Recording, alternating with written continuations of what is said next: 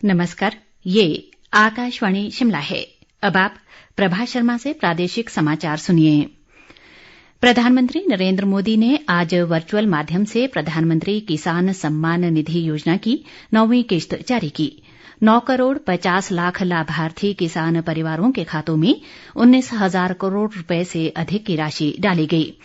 इस अवसर पर प्रधानमंत्री ने कहा कि देश कुछ ही दिनों में आजादी का अमृत महोत्सव मनाने जा रहा है और लोगों के लिए ये तय करने का अवसर है कि वे 25 वर्षों में देश को कहां देखना चाहते हैं। प्रधानमंत्री ने कहा कि सरकार ने न्यूनतम समर्थन मूल्य पर किसानों से अब तक की सबसे बड़ी खरीद की है, चाहे वो खरीफ हो या रबी मौसम। उन्होंने कहा कि देश ने कोविड-19 महामारी के दौरान कृषि निर्यात के नए रिकॉर्ड बनाए हैं। प्रधानमंत्री ने ये भी कहा कि देश की कृषि नीतियों में छोटे किसानों को सर्वोच्च प्राथमिकता दी जा रही है। पीएम किसान सम्मान निधि के तहत अब तक किसानों को 1,60,000 करोड़ रुपए दिए जा चुके हैं। प्रधानमंत्री ने पीएम किसान सम्मान निधि के लाभार्थियों से भी बातचीत की। इस बीच मुख्यमंत्री जयराम ठाकुर ने शिमला से वर्चुअल माध्यम से इस कार्यक्रम में हिस्सा लिया। जयराम ठाकुर ने कहा कि प्रधानमंत्री की इस योजना के तहत छोटे और सीमांत किसानों को हर वर्ष 6,000 रुपए की सहायता दी जा रही है।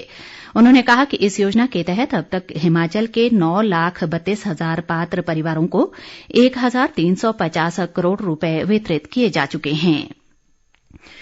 प्रदेश में पिछले 3.5 सालों में राज्य आपदा राहत निधि और राष्ट्रीय आपदा निधि से कुल मिलाकर 1,800 करोड़ 11 लाख रुपए की राशि केंद्र सरकार ने हिमाचल प्रदेश को जारी की है।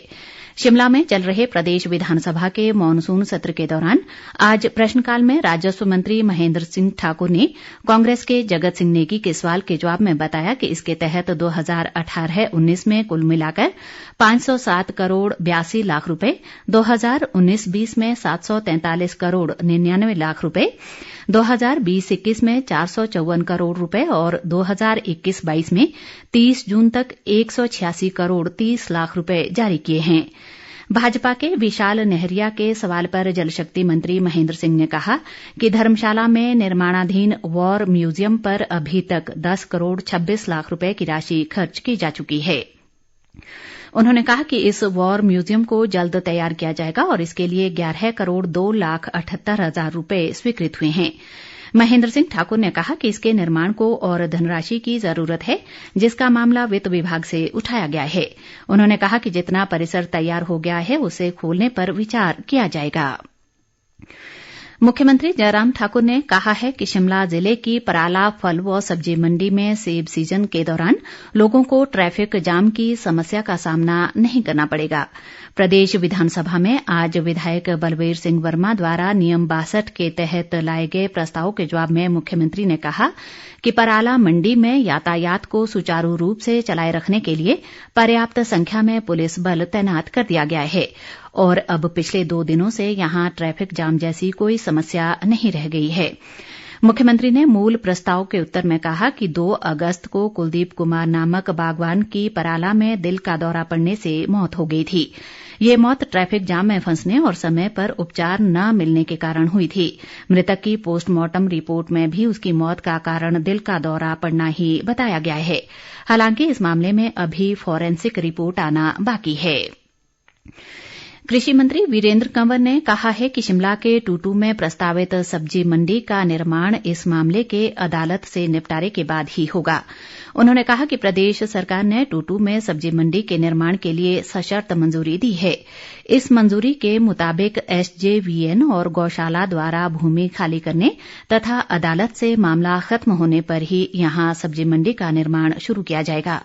उन्होंने कहा कि सरकार इस मंडी के निर्माण के लिए हर संभव कदम उठा रही है। वीरेंद्र कंवर विधायक विक्रमादित्य सिंह द्वारा नियम 62 के तहत इस मुद्दे पर हुई चर्चा के जवाब में बोल रहे थे।